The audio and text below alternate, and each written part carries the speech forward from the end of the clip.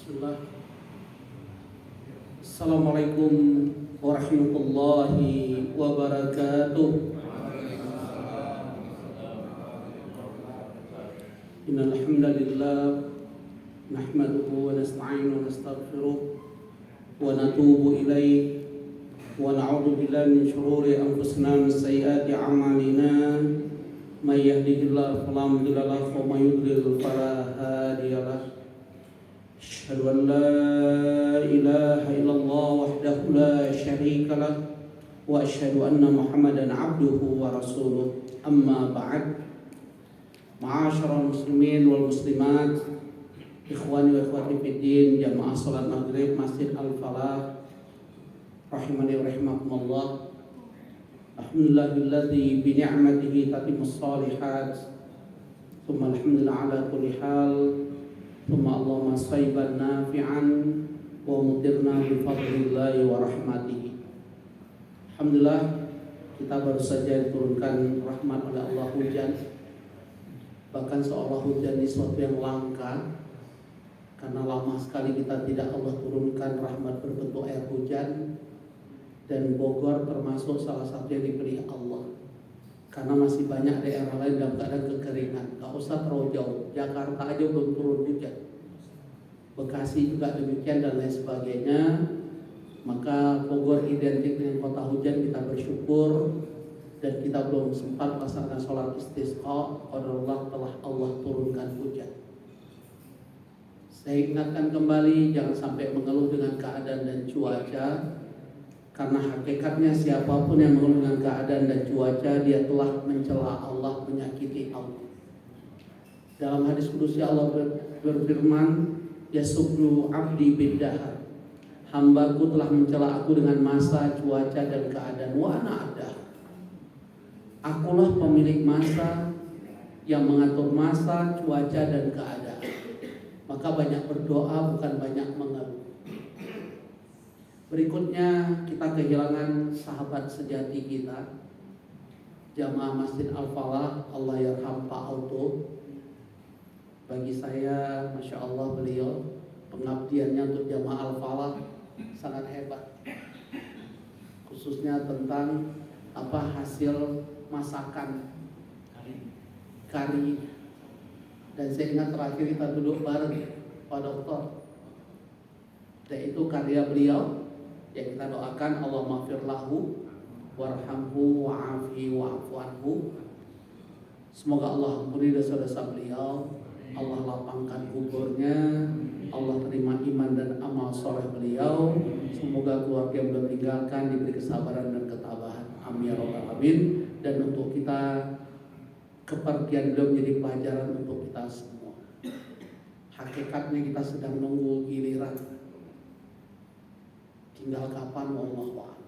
Di hadapan kita ada seorang bapak, jamaah kita, sahabat kita, sedang disayangi Allah. Dalam keadaan demikian dia tetap ikut pengajian. Jadi hakikatnya kalau beliau ikhlas karena Allah, yang paling tinggi derajatnya di hadapan Allah itu beliau, bapak, bukan kami, bukan saya. Yang penting ikhlas, sabar, husnudzon dengan Allah. Karena hakikatnya setiap ujian Allah itu bentuk kasih sayang Allah. Bahkan diingat oleh Rasulullah SAW, innallaha idza habba qauman ibtala. Sesungguhnya Allah jika mencintai suatu kaum atau seseorang, pasti Allah uji. Makanya apa janji Allah? Satu-satunya amalan yang mendapatkan ganjaran pahala dari Allah tanpa hisab, tanpa batas, unlimited, itu sabar. Dan itu janji Allah surah Az-Zumar surat 39 ayat 10, innama yuwaffas sabiruna ajrahum bighairi hisab. Sesungguhnya ganjaran orang yang sabar itu tanpa batas. Tinggal kita harus yakin setiap cobaan ujian dari Allah pasti ada hikmah. Sakit sebagai kafar, penggugur dosa. Sakit itu salah satu wasilah doa kita dikabulkan Allah. Sakit itu hakikatnya zikrullah. Maka tetap kita bersyukur apa? Alhamdulillah ala kulli hal. kita tetap memuji Allah, bersyukur pada Allah apapun keadaan kita. Karena Allah Maha tahu yang terbaik untuk hamba-hamba. Bapak Ibu serta anak-anak rahimakumullah, kita akan melanjutkan kajian kita bab ma'rifah tariqur ru'yah. Ini bab tentang bagaimana cara kita melihat Allah nanti di hari kiamat. Hadis-hadis terdahulu kita mendapatkan penjelasan dari Rasulullah SAW. Orang beriman atau mukmin akan melihat Allah nanti saat masuk surga. Tapi di hadis ini ada tambahan ternyata. Sebelum kita, saat Allah kumpulkan kita di padang mahsyar, sebelum kita melewati sirat, ternyata Allah juga menampakkan wujud aslinya. Mari kita dengarkan, ini hadis agak panjang, hampir 1 halaman ini lengkap, ya. Nah, kita dengarkan ini hadis dari Abi Hurairah, sahabat riwayat hadis terbanyak. Apa kata Abu Hurairah? Annan nas qalu, bahwa manusia saat itu berkata atau bertanya, ya Rasulullah, wahai Rasulullah, hal nara Rabbana yaumal qiyamah, apakah kami akan melihat Allah di hari kiamat? Apakah kami akan melihat Tuhan kami di hari kiamat? Apa jawaban Rasulullah SAW? Ya, qala hal tumaruna fil qamar lailatal badar laisa dunahu sahab. Apakah ada yang menghalangi kalian melihat bulan di malam bulan purnama dan tidak ada penghalang satupun seperti awan misalnya? Jadi kalau kita lihat bulan di bulan purnama tuh bulannya kelihatan banget selama nggak ada penghalang sahab. Sahab itu awan. Apa jawaban mereka? Qalu la ya Rasulullah, tidak. Artinya kalau tanpa penghalang mereka akan bisa melihat bulan seperti kita melihat bulan purnama, terang benderang. Begitulah nanti orang beriman melihat Allah terang benderang tanpa ada penghalang. Dan harus kita yakini ini masalah iman. Jangan pakai logika.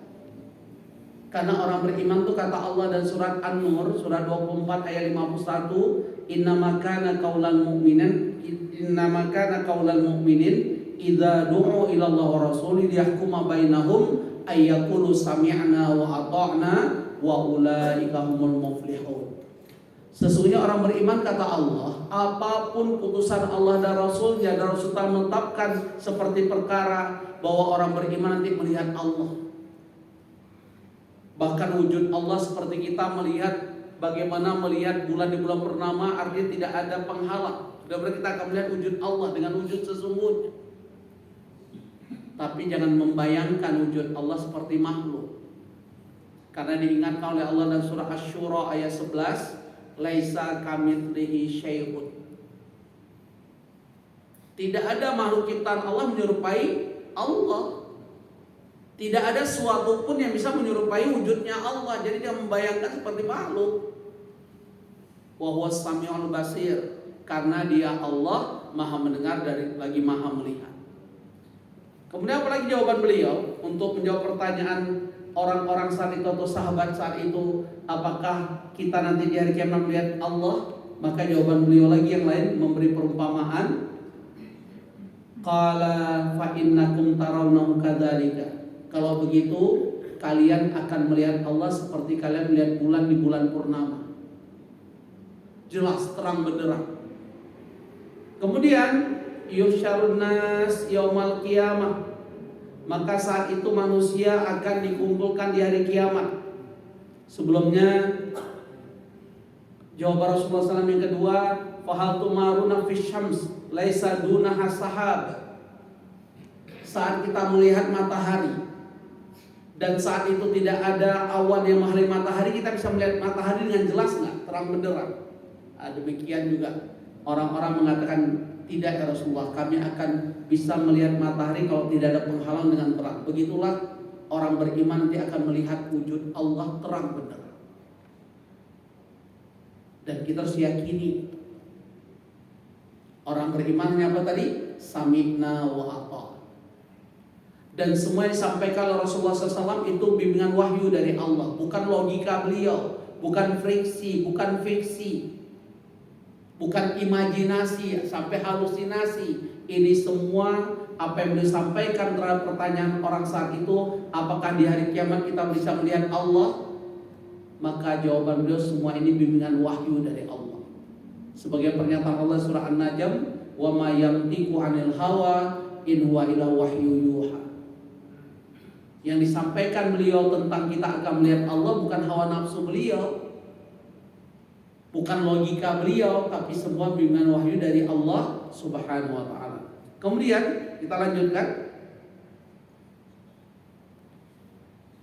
Qala fa innakum tarawnahu kadzalika. Maka apa kata Rasulullah SAW sesudah sahabat mengatakan, iya, kami bisa melihat matahari dengan jelas kalau tidak ada penghalang. Kami bisa melihat bulan kalau tidak ada penghalang. Maka jawaban beliau, fa innakum tarawnahu kadzalika, maka kalian juga melihat Allah nanti di hari kiamat demikian adanya. Terang benar. Dengan wujud asli. Dan wujud asli Allah tidak bisa disamakan dengan wujud makhluk ciptaan. Laisa kamitslihi syai'un. Kemudian ya, yuhsyarun nas yaumal qiyamah. Nanti semua manusia akan dikumpulkan oleh Allah di hari kiamat di padang mahsyar. Kemudian fayaqulu man kana ya'budu syai'an fayattabi'. Maka Allah berkata kepada manusia saat dikumpulkan di padang mahsyar, seseorang akan mengikuti siapa yang menjadi pemimpinnya. Dan itu Allah nyatakan dalam surah Al-Isra, surat 17 ayat 71.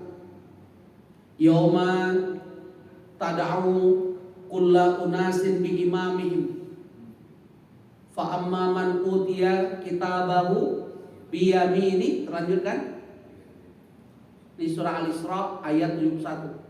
Fa amma man utiya kitabahu bi yaminihi fa ulaika yaqra'una kitabahum wala apa akhi. Ayo sudah sampai surah Al-Isra apa? Wala yuzlamuna fatila. Hari di mana setiap manusia akan mengikuti siapa pemimpinnya saat di dunia. Ini hati-hati nih menjelang pilpres caleg. Jangan fanatik gak ketulungan.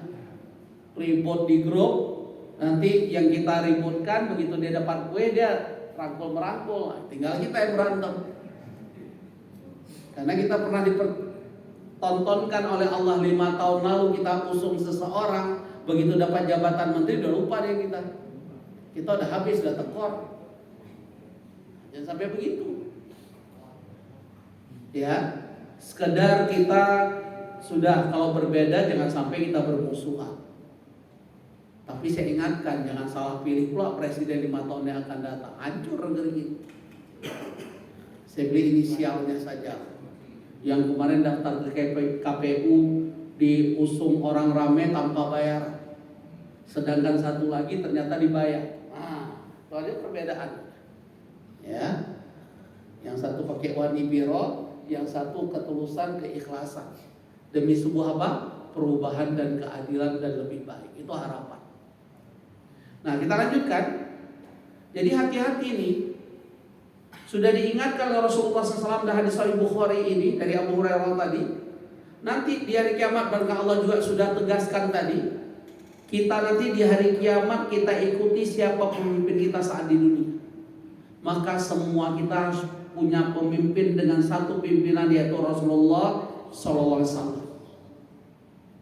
Kalau semua kita menjadikan beliau pemimpin, maka kita akan ikut Rasulullah SAW.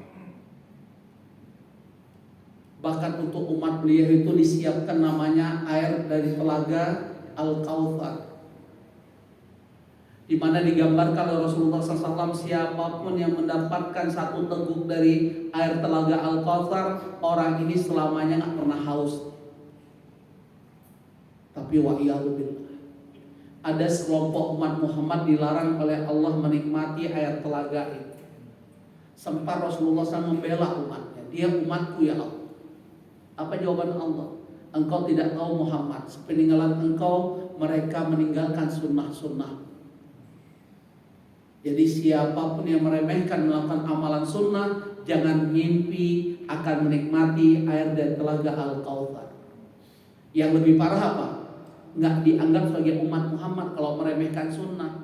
Man raghiba an sunnati falaysa minni. Barang siapa membenci sunnahku bukan umatku, bukan golonganku. Terus pakai golongan siapa? Sekarang coba jujur Bapak Ibu. Saat tuntunan syar'i berhadapan dengan adat istiadat dan kebiasaan keluarga besar, mana yang kita pilih? Tuntunan syariat atau adat istiadat? Mana yang kita pilih? Petunjuk Allah dan Rasulnya atau kebiasaan di masyarakat? Ini hati-hati. Karena sudah diingatkan oleh Allah tadi surah Al-Isra ayat 71. Dan juga diingatkan oleh Rasulullah SAW dan hadis ini. Hadis ke-114. Ya, dan kita alul marjan. Ya. Apalagi sekarang seolah-olah guru spiritual itu lebih hebat dari petunjuk Allah dan Rasul. Betul tidak? Orang kalau punya guru spiritual lebih didengar siapa? Ini hati. Maka hati-hati, sudah diingatkan ya bahwa wa minhum mayyattabi'a, diingatkan Rasulullah SAW, man kana ya'budu syai'an fayattabi. Barang siapa menyembah sesuatu maka dia mengikuti sesuatu tersebut sesuai dengan sembahannya saat di dunia. Fa minhum mayyattabi asy-syams. Ada di antara manusia yang mengikuti matahari. Kita tahu ada yang menyembah matahari. Itulah agama apa? Shinto. Wa minhum mayyattabi al-qamar. Ada yang mengikuti bulan, menyembah bulan. Wa minhum mayyattabi at-tawaghit. Ada di antara manusia kata Rasulullah SAW, mereka menyembah togut. Apa itu togut? Menyembah berhala. Apa arti togut? Mempertuhankan manusia dengan mengatakan saya abdi si fulan. Sampai manusia disembah-sembah demi jabatan, demi kedudukan. Maka manusia itu dianggap seperti hero, Tuhan. Ya, sampai disembah. Apalagi sampai levelnya mencium kaki, udah terlalu. Sampai levelnya cium berebut air kobokan yang dianggap pimpinannya, mursyidnya, orang pintar, tokoh. Ini sama dengan nanti di hari kiamat mereka akan ikut seperti pemimpin mereka. Saya jadi ingat, saya setiap bulan tuh ngajar satu perusahaan daerah Bidakara. Setiap sholat asar karena yang paling dekat musola dekat kantor itu ada satu musola, tapi ada satu tulisan yang menarik bahwa masjid ini dibangun oleh si fulan syekh ini Habib ini bla bla. Yang menarik ada kata-kata terakhir dari nama si fulan itu pakai gelar RA. Yang saya ingat kalau gelar RA di awal nama berarti Raden Ajeng. Tapi kalau gelar RA di akhir nama ini bahaya nih, radhiyallahu anhu. Coba bayangkan saking fanatiknya dia dengan syekh dan habib tersebut. Pak Iyalul 30. Padahal Rasulullah SAW ingatkan kita, la tatruni kama utri Isa bin Maryam. Jangan kalian agungkan aku sebagaimana Nabi Isa diagungkan oleh pengikutnya umat. Faqulu ana abduhu, katakan aku cuma hamba Allah, wa rasuluh, utusannya. Saking beliau sangat khawatir pengkultusan beliau jadi syirik. Ini sama orang-orang yang mengaku ada kuburan keramat, ada tokoh spiritual. Saya sering menyatakan, sebutkan ke saya kalau ada kuburan keramat. Arti keramat kalau kita datangi kuburan tersebut, pulang dari sana jadi kaya, rame-rame aja kita ke sana. Yang perlu ke sana pertama siapa? Menteri Keuangan, Bu Sri Mulyani, supaya bayar hutang negara kita. Yang kedua Pak Mahfud MD, karena saya masih ngajar di Menko Polhukam. Kalau 2 Jumat lalu saya khotib depan beliau. Ada nggak kira-kira kuburan keramat begitu kita datangi diberi manfaat, ada masalah dihilangkan, ada nggak kira-kira? Ya, kalau ada enak banget. Dan itu semua syirik, kebodohan, kezaliman. Inna syirka la dzulmun 'adzim. Ada nggak benar-benar tokoh spiritual? Orang pintar tuh ada nggak? Bertanyalah sayang, Ki Joko Bodo sudah meninggal. Tapi sebelum beliau meninggal, beliau dapat hidayah.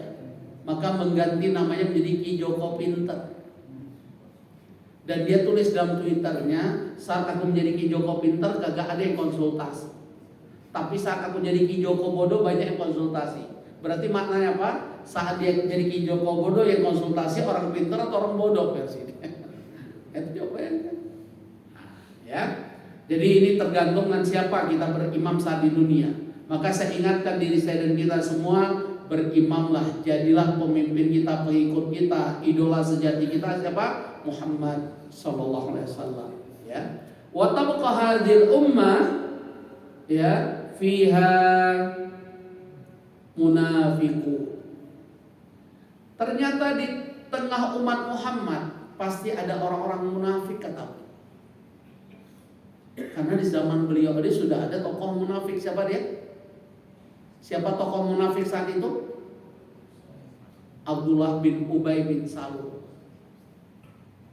Di zaman Rasulullah SAW sudah ada tokoh munafik. Apalagi sekarang kemunafikan merajalela. Di antaranya dijelaskan Rasulullah SAW, idza haddasa kadza. Ciri orang munafik kalau berkata suka dusta. Ya percis. Saat kampanye janji ini janji itu. Begitu nggak terpilih, kalau terpilih lupa. Begitu nggak terpilih diambil lagi apa yang diberi bantuan. Pernah dengar nggak? Ada caleg udah nyumbang karpet karena nggak terpilih cabut lagi karpet. Ya, udah buat jalan karena nggak terpilih jalan tuh dirusak. Bisa bayangkan tuh level. Ya, wa'iyalubbillah. Kemudian jadi sudah digambarkan di tengah kita ada munafik. Nah sekarang yang paling bahaya munafik kita tanpa kita sadari apa?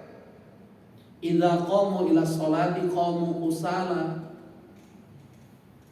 Kalau dia mendirikan sholat, sholatnya malas-malasan. Ayo jujur, kita lebih senang dengan imam yang lama berdirinya atau yang cepat? Kalau sholat tarawih kita cari mana? Imam yang lama bacaannya atau yang cepat? Nah, dan jujur nih, ada berapa jamaah Al-Falah pindah ke Masjid Al-Ghazi karena lebih cepat sana. Ketemu lagi beritahu siapa kok jamaah Al-Falah pindah ke sana nih. Nah, itu contohnya ya. Itu nggak disadari tuh. Ya. Sama apa? Lam yadhkurunallah illa qalila. Kita sholat maghrib tadi bareng. Tapi ada orang sholat ingat Allah cuma sedikit. Sisanya buat program kerja dalam sholat. Bahkan ada anekdot, saat lupa taruh kunci atau uang, kapan ingatnya? Dalam demikian. Bahkan ada kuis, kapan tidur paling nikmat? Jawaban jamaah saat khotib naik mimbar. Makanya paling disenangi oleh jamaah Al-Falah itu cari tembok. Demikian. Apalagi khotibnya sibuk dengan bacaan, bukan lihat jamaah nggak menguasai, nggak up to date, lebih banyak yang tidur, saya yakin itu. Ya. Hakikatnya demikian. Kemudian fayatihimullah fayaqul ana rabbukum. Maka saat semua kita dikumpulkan di hari kiamat, kita didatangi Allah dan Allah menyatakan ana rabbukum, aku Tuhan kalian. Berarti dari lafaznya menunjukkan Allah akan menampakkan wujud aslinya sebelum kita dimasukkan ke dalam surga. Saat kita akan meniti sirat, Allah sudah tampakkan wujud aslinya. Menunjukkan dua kali Allah menampakkan wujud aslinya. Pertama saat orang masuk surga, yang kedua saat dikumpulkan di padang mahsyar. Ya, kita lanjutkan. Fayaquluna hadza makanana hatta yatina rabbuna. Maka orang-orang mengatakan saat manusia dikumpulkan pada mahsyar, ini tempat kami. Hatta yatina rabbuna, sampai Tuhan kami mendatangi kami. Fa idza jaa rabbuna arafnahu. Maka saat Tuhan kami atau Allah mendatangi kami, kami mengetahui itu adalah Allah, Tuhan kami, arafnahu, kami mengetahuinya. Karena memang dijelaskan tadi sebelumnya, kita akan melihat Allah dengan wujud asli terang benderang. Maka kita tahu arafnahu, kita mengenal tentang sosok Allah yang hari ini kita yakini lewat iman. Kita yakini lewat tauhid yang benar. Karena arti tauhid apa? Meyakini akan keberadaan Allah, meyakini akan keesaan Allah. Hakikatnya demikian. Kemudian ini memang panjang, makanya saya ini arafnahu fayatihimullah, maka mereka akan datang Allah fayaqul, dan Allah mengatakan ana rabbukum, aku Tuhan kamu. Fayaquluna anta rabbuna, maka manusia saat itu mengatakan kamu adalah Tuhan kami. Fayad'uhum, maka Allah menyeru mereka, ya, fayat rabus sirata baina dhahraini jahannam. Kemudian Allah hamparkan sirat, jembatan antara neraka jahannam. Apa fungsi sirat, Bapak Ibu? Untuk menentukan apakah amal kita banyak atau tidak. Orang-orang yang kurang amalnya, na'udzubillah, akan masuk ke neraka jahannam saat meniti sirat. Adapun orang-orang yang penuh bekal saat dia hidup, banyak amal kebaikan dan amal soleh, maka mereka meniti sirat dengan selamat. Adapun bahkan orang-orang munafik dan orang kafir musyrik, tanpa meniti sirat mereka langsung dicampakkan ke dalam neraka.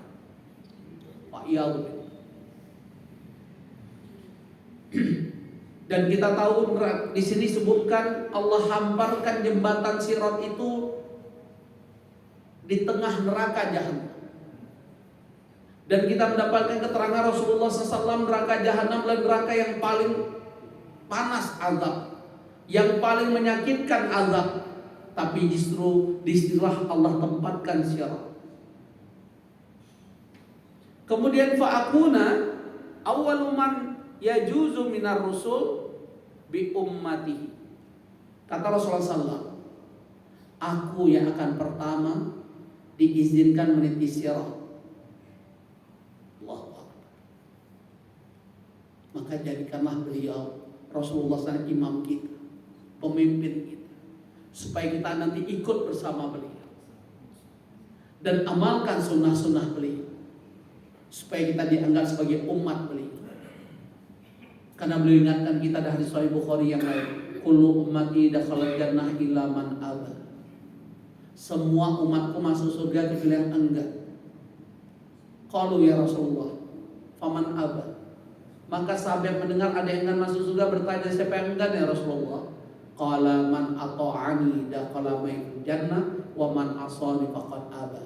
Yang mengamalkan sunnahku bersamaku dalam surga, yang enggan mengamalkan sunnahku, mereka enggan masuk surga bersama. Maka hati-hati memahami sunnah. Jangan terjebak dengan istilah fikih, dikerjakan dapat pahala, ditinggalkan tidak berdosa. Akibat istilah ini, banyak orang mengamalkan sunnah atau meninggalkan sunnah. Melihara jenggot itu sunnah atau tidak? Berpakaian di atas mata kaki sunnah atau bukan? Nah, bertanyalah, Senin Kamis itu sunnah atau bukan? Bertanyalah. Zikir pagi petang sunnah atau bukan, dan sebagainya. Pada ada sebuah riwayat Sahih Bukhari sudah kita lewati, kalau nggak salah hadis yang ke-11 atau berapa, saat seorang Arab Badui bertanya, Dullani ala amalin idza amiltu dakhaltul jannah. Tunjukkan ya Rasulullah amalan apa kalau aku mengamalkannya membuat aku masuk surga. Maka jawaban beliau pertama as-salawatul khamsu. Salatlah 5 waktu. Kemudian Arab Badui bertanya, ada lagi yang lain Rasulullah? La illa at-tatawwu. Tidak, kecuali salat-salat sunnah. Demikian juga beliau menjelaskan tentang zakat, tentang puasa Ramadan, tentang haji. Saat ditanya adakah yang lain, tidak, kecuali sunnah-sunnah. Dari hadis tersebut kita mendapatkan jawaban menutupi kekurangan amalan wajib dengan apa? Amalan-amalan sunnah, bukan diremehkan malah. bukan disepelekan malah. Bahkan Allah dengan tegas mengingatkan dalam surah Ali Imran ayat 31, apa syarat mendapatkan ampunan dan rahmat Allah? Syaratnya mengamalkan sunnah Rasulnya Muhammad sallallahu alaihi wasallam. Qul in kuntum tuhibbunallah fattabi'uni yuhibbukumullah wa yaghfir lakum dzunubakum. Hakikatnya demikian. Kita lanjutkan. Kemudian fa'akuna awwala man yajuzu minar rusul bi ummatihi. Jadi di antara rasul yang pertama yang akan meniti sirat itu adalah Rasulullah SAW bersama umatnya. Makanya beliau memerintahkan kita pentingnya saat menikah itu carilah wanita yang subur dan penuh kasih sayang. Tazawwaju al-wadud al-walud fa inni mukatsirum al-anbiya yaumal qiyamah.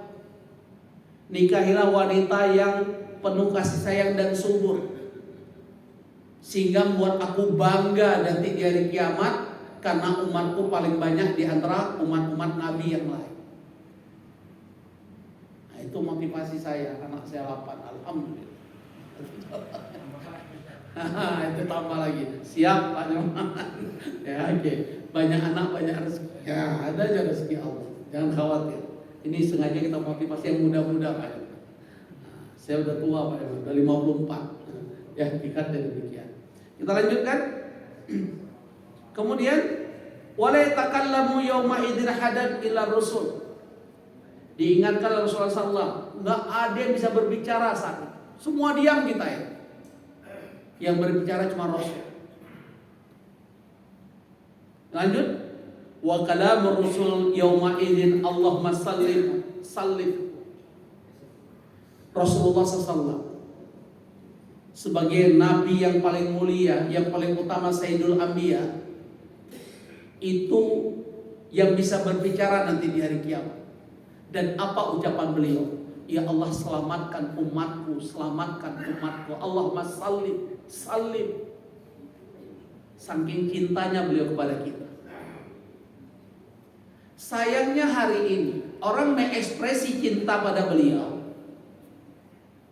dengan yang hal-hal tidak ada pernah tuntunan dan perintah. Dan menarik menurut saya tahun ini, Maulid tahun ini jatuhnya hari apa? Kok lupa lagi? Pak Doni, kita Maulid tahun ini jatuhnya hari apa?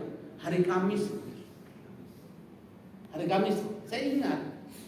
Karena bagi saya ini tantangan dari Allah untuk mengaku cinta Rasulullah SAW. Mereka mengadakan maulid. Pertanyaan saya, saat jatuhnya maulid hari Kamis, umat Muhammad saat itu banyak puasa atau banyak makan-makan? Dan mereka makan-makan, keluar fatwa baru. Kan puasa Kamis sunnah.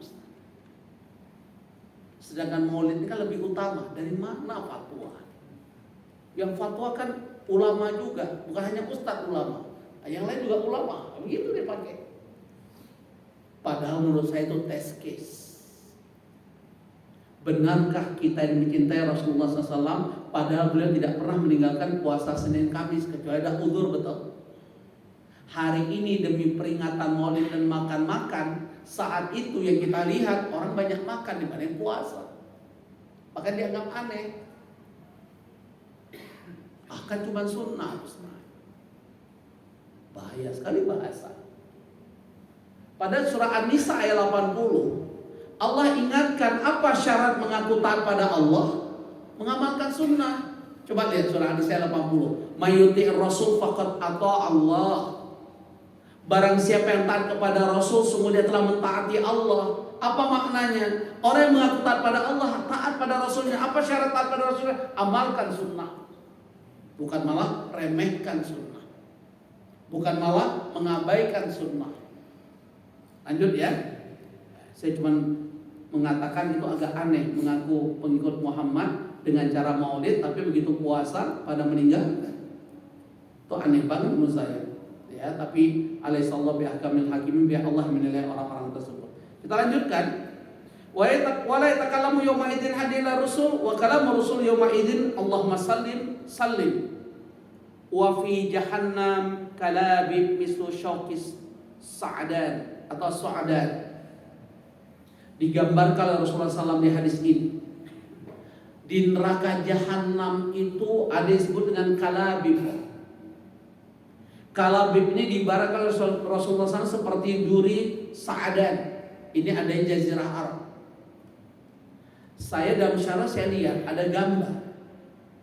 Ternyata kalabib itu adalah pengait-pengait besi yang saling berlawanan kayak mata pancing.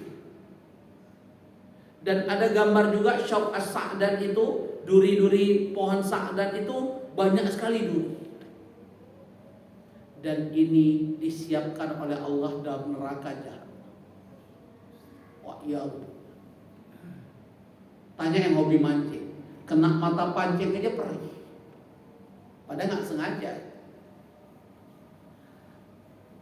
Seberapa besar kalabib ini? Hanya Allah yang tahu. Pengait besi itu yang akan mengazab orang-orang dalam neraka jahanam. Berapa ukuran besi kalabib itu? Ya, hanya Allah yang tahu. Maka disebutkan di sini, ya. Ada foto. Banyak panjang di hadis.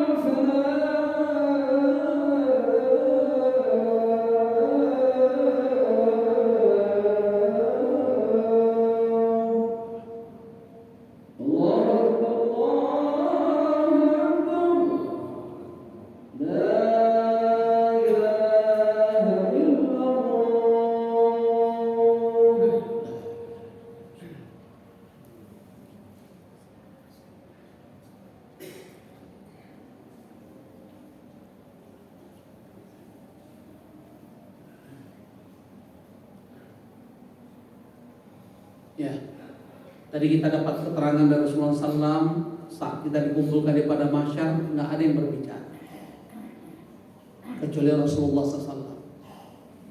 Dan ucapannya cuma satu, Allahumma shalli, ya Allah selamatkan umat. Ini persis dengan bahasa Allah dan surat Yasin di ayat 65, al-yawma nakhtimu ala afwahihim. Nanti di hari kiamat di padang mahsyar semua mulut kita dikunci mati oleh Allah. Wa tukallimuna aydihim. Sedangkan tangan kita yang akan berbicara. Wa tashhadu arjuluhum bima kanu yaksibun, dan kaki akan menjadi saksi, memberi kesaksian. Bahkan Allah gambarkan lagi dalam surah Al-Kahfi di ayat 49. Wa wudiyal kitab, saat seluruh buku catatan amal kita Allah hadirkan, Allah tampakkan, Allah rewind, Allah putar ulang. Fataral mujrimina mushfiqina mimma fihi, maka kamu akan melihat orang-orang yang melakukan dosa, mereka dengan menyesal mengatakan fayaquluna ya wailatana ma li hadzal kitab. Orang-orang yang tidak siap dengan ajal kematiannya karena mereka melakukan kemaksiatan, melakukan futur, kelalaian dan jauh dengan Allah, mereka mengatakan aduhai celaka kami, kitab apa ini? Flash disk apa ini ya Allah?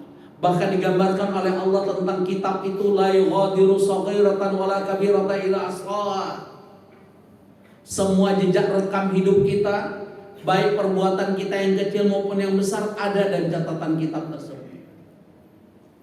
La yughadiru saghiratan wala kabiratan illa ahsaha wa wajadu ma 'amilu hadira.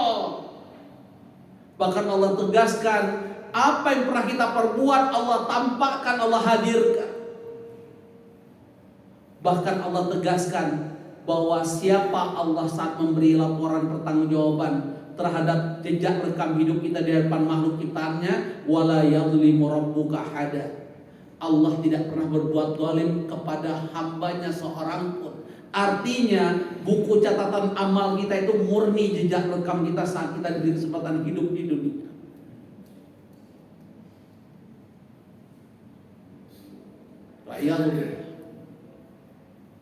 Ya, betapa semua kita ya dikagetkan dengan buku catatan amal. Bahkan tadi sudah ditegaskan oleh Allah dalam surat Al-Isra ayat 71, wala yadhlimuna fatila. Allah tidak akan melakukan kezaliman saat menulis kitab catatan amal perbuatan hambanya. Allah tidak akan menzalimi hambanya sedikit pun. Murni ini jejak rekam hidup kita. Jadi keliru orang-orang orientasi cuma dunia. Dipikir Allah tidak tahu. Dia pandai memutarbalikkan fakta, data, dan lidah bersilat lidah. Mereka lupa dengan satu hal. Hari saat semua manusia dikumpulkan pada mahsyar, justru mulut kita dikunci mati oleh Allah. Al-yawma nakhtimu ala afwahihim wa tukallimuna aydihim wa tashhadu arjuluhum bima kanu yaksibun. Apa kata Rasulullah SAW? Haraitum syauqa sa'dan?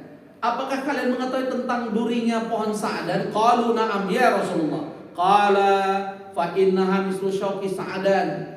Kalabib, besi pengait tadi itu percis kayak duri pohon sa'dan. Apalagi kata Rasulullah SAW di hadis ini, ya, ghairu annahu la ya'lamu qadra idhamiha illallah. Tidak ada seorang pun yang tahu berapa ukuran besi pengait yang Allah siapkan kepada para pendosa pemaksiat dalam neraka jahanam. Berapa ukurannya nggak ada yang tahu illallah, kecuali Allah. Bisa bayangkan kalau misalnya kalabib itu sebesar apa? Alat-alat berat itu yang ngangkat-ngangkat barang berat itu sebesar itu, bisa bayangkan. Bengkok apa namanya?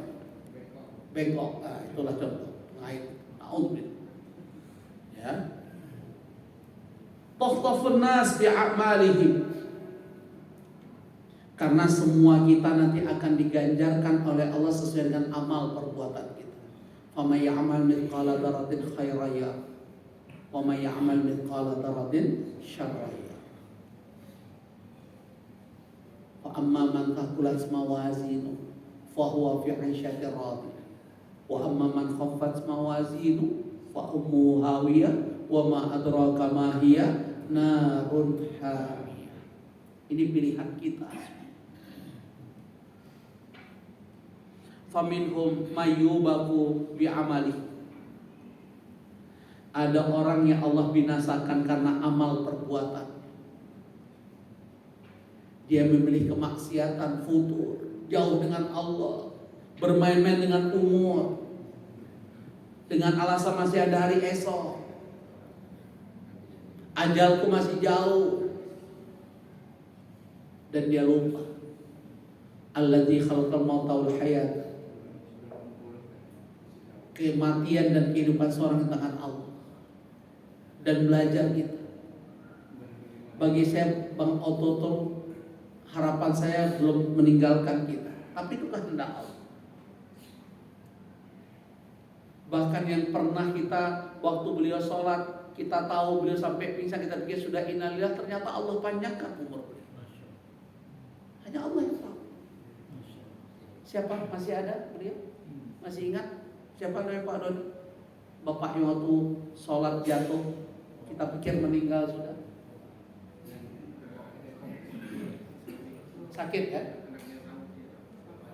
Ya, artinya dengan izin Allah sampai detik ini beliau masih Allah beri kehidupan kan. Pada malam itu berpikir beliau sudah innalillah.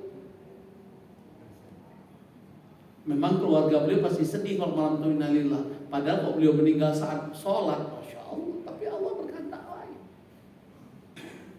Malah Bang Oto yang sehat, yang menyiapkan kita kari kambing, ya, coba bisa, nggak ada yang tahu.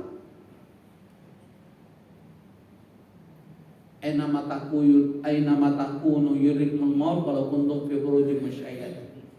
Idza ja'a ajalum la yastakhiruna sa'ata wa la yastaqdimun. Wa ma tadri nafsun fi ardin tamut. Karena nggak ada seorang pun yang tahu. Yang saya tahu Pak Joni itu sempat pasang status saya sedang berkunjung Bang Oto rumah sakit. Kan gitu ya. Tentunya besoknya Allah panggil. Nggak ada yang tahu. Astagfirullah, gara-gara dia pula. Ada pula bahasa gara-gara dia. Sabar Pak Joni, sabar. Kalau sabar, alhamdulillah nggak dengar beliau. Makanya nanya betul. Lanjut ya. Astagfirullahaladzim, gara-gara dia. Kita lanjutkan, ya. Wa minhum may yarzalu thumma yanju. Ada di antara mereka sempat Allah masukkan ke neraka, kemudian Allah selamatkan. Karena Rasulullah SAW berjanji, selama ada iman seseorang walaupun sebesar biji sawi, dia tetap dimasukkan oleh Allah dalam surga. Selama orang tersebut masih menyembah Allah, selama tidak melakukan kesyirikan, saat akhir hayat dia tidak dalam keadaan musyrik, tetap seseorang yang masuk neraka akan Allah selamatkan dan masukkan ke surga. Ini hadis masih separuhnya lagi. Gimana Pak Doni, kita lanjut cukup? 4 menit, lanjut aja ya.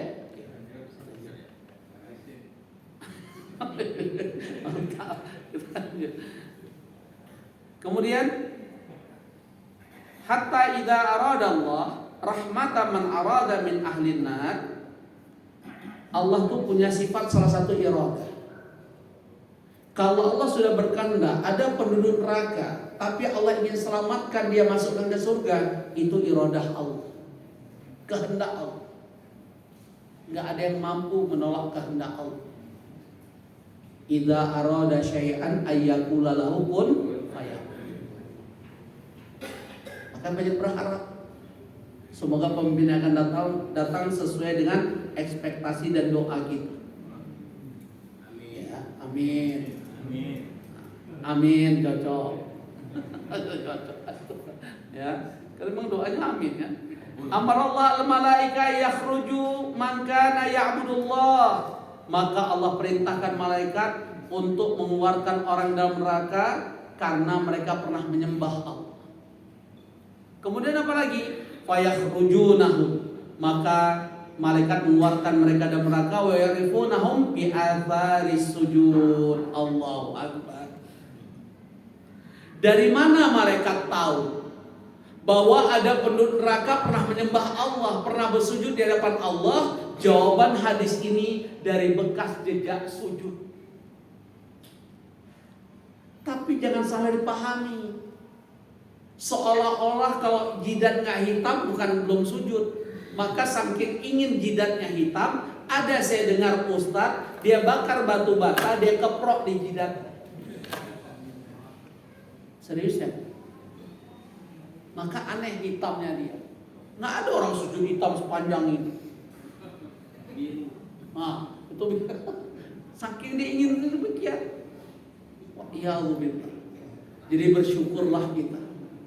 Ternyata jejak-jejak sujud, kenapa sunnahnya antara sholat wajib dengan sholat sunnah tuh pindah, supaya ada jejak bekas sujud.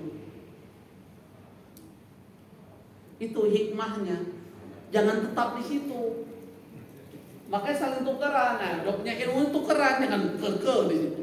Udah situ aja, aku mau di sini kok, tetap di sini. Ini nggak punya ilmu, nggak belajar. Ya, jadi pentingnya sunnahnya apa tadi? Antara tempat sholat wajib kita dengan sholat sunnah, kita bergeser kanan, kiri, depan, pokoknya bergeser, berpindah tempat. Karena ini hikmahnya. Ini antara sujud, udah ya. Jadi malaikat ini tahu siapa yang Allah perintahkan keluar dari neraka. malaikat lihat dari bekas-bekas jejak sujud mereka. Apa bekas sujud umat Muhammad. Nah, itu hakikat demikian. Di atas sujud. Kemudian wa haramallahu 'alan nar an ta'kula athara sujud. Nah, di sini dijelaskan Rasulullah sallallahu. Semua tubuh orang yang masuk neraka itu terbakar hangus kecuali apa? Bekas jejak sujud. Yang Allah haramkan untuk memakan jasad tubuh orang, semua terbakar hangus kecuali bekas jejak sujud. Makanya pentingnya sunnahnya perlama sujud. Untuk apa? Perbanyak doa dalam sujud. Aqrabul abdi rabbi wa wasajud faqfiru doa fihi. Sedekat-dekat seorang hamba saat dia sujud, perbanyak doa dalam sujud. Ternyata hikmah berikutnya apa? Malaikat akan tahu tentang orang-orang yang pernah bersujud di hadapan Allah, dan Allah berjanji dengan Rasulnya yang diharamkan oleh Allah api neraka membakar tubuh seseorang dalam neraka, yaitu yang gak terbakar jejak sujud orang. Allahu Akbar. Habis. Ini separuh lagi mas. Insya Allah kita lanjutkan pertemuan yang akan datang. Insya Allah ini hadis masya Allah. Hikmahnya ada 20. Ya, nanti kita akan bahas insya Allah demikian. Kita tutup saja dengan doa kafaratul majlis. Subhanakallahumma wa bihamdika, asyhadu an la ilaha illa anta, astaghfiruka wa atubu ilaik. Al-'afwu minkum. Assalamualaikum warahmatullahi wabarakatuh.